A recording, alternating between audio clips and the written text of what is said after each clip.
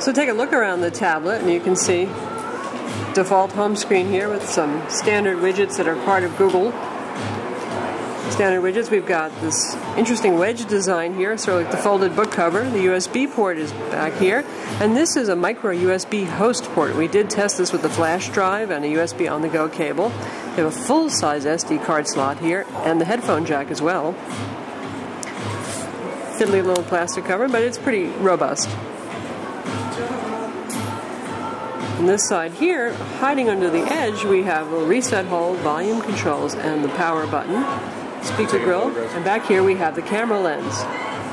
Now this isn't just a slick surface, it actually has some stippling that gives you a little bit more grip on it. It still does show fingerprints, but it makes it a little bit easier to hold.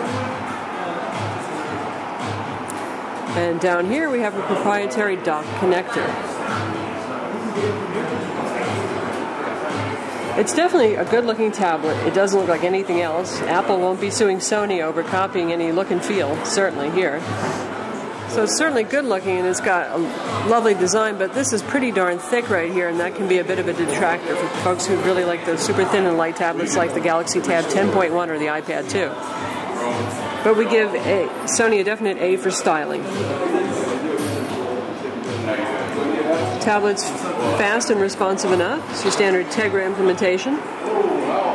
Take a look at the application screen here. They've customized it. You can see it's got a white background instead of the usual dark background. We've got these little underlines underneath each icon. You can also do an A to Z that looks like that. Newest first, which is handy if you just install an app and you can't find it. And then Custom View, which is really just the full grid of applications. See, we've got some PlayStation games on here. Not too many, though, but we do have Crash Bandicoot on here. We have Crackle. Crackle, the application for the tablet, isn't ready to launch yet, but we'll show you the Crackle running in web browser using Adobe Flash. So we've got Chumby for Sony here, which is basically, it's like the Sony Dash, desktop clock / media player kind of stuff, running on this instead, which is a really great idea, actually. We've got the universal IR remote on here. It's a remote control. And we've got controls already set up for a Media Center PC and a TV. And if you tap on one, here's what the controls look like. That's pretty extensive, that's nice. I'm not sure if it really has a lot more than the Vizio, but it's a good set of controls there. And there's a Media Center controller, which looks pretty much the same. And if you want to create a new device, you hit register here. You can use Learning Remote to learn from another remote that you've got, or you can go the easy route. We'll pick a different brand, not Sony.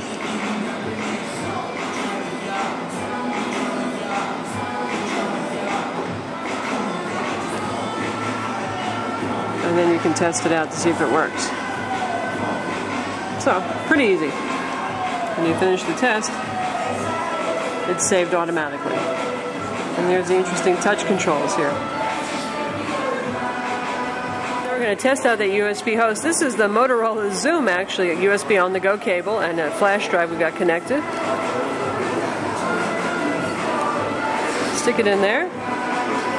Light is flashing. You can see it's getting power. And it says, aha, you've inserted USB storage. You want to go to the file transfer application. And we do that, and indeed, there's my content. And here's a 720p high-profile trailer. We're going to test that out. See how that plays. It's a pretty challenging video.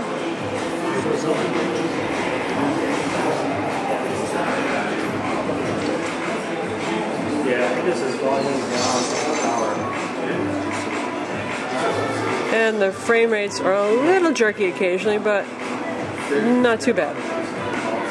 Not as good as we just saw in the HTC Jetstream, for example.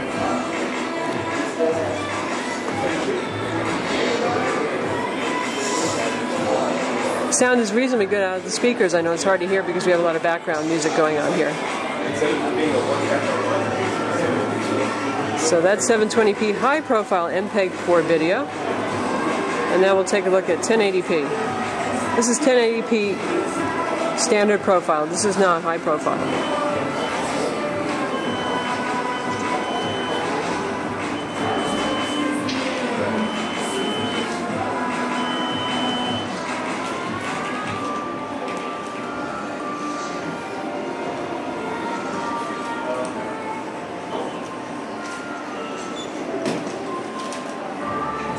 And it's doing a good job with the 1080p standard profile video.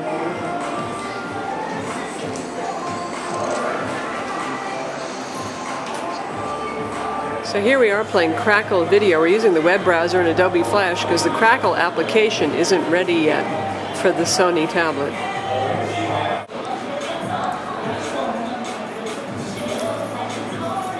I'll pop out of try this method. There we go.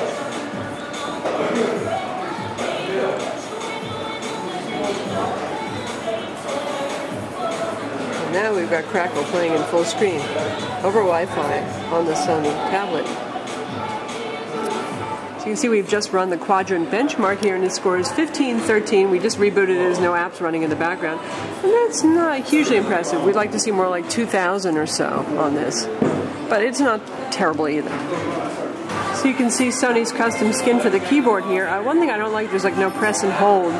Press here to get a colon versus a comma, that kind of thing. You actually have to switch ABCs and then back again. So now we're trying out Crash Bandicoot, since this is a PlayStation certified device. There's not a lot of top titles on this yet, but Crash is certainly one of the most beloved. And you've got the virtual PlayStation controllers on the screen. You can see the square, triangle, X, and the D-pad buttons. There are now hardware buttons that are PlayStation centric on this. And there's the Bandicoot.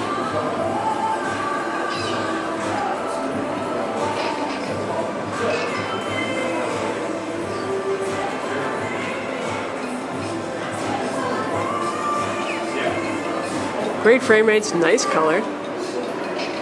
It's a good looking screen.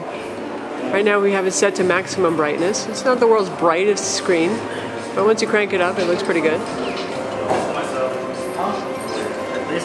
Certainly nice frame rates, and the controls are fairly challenging sometimes without tactile feedback of the hardware buttons.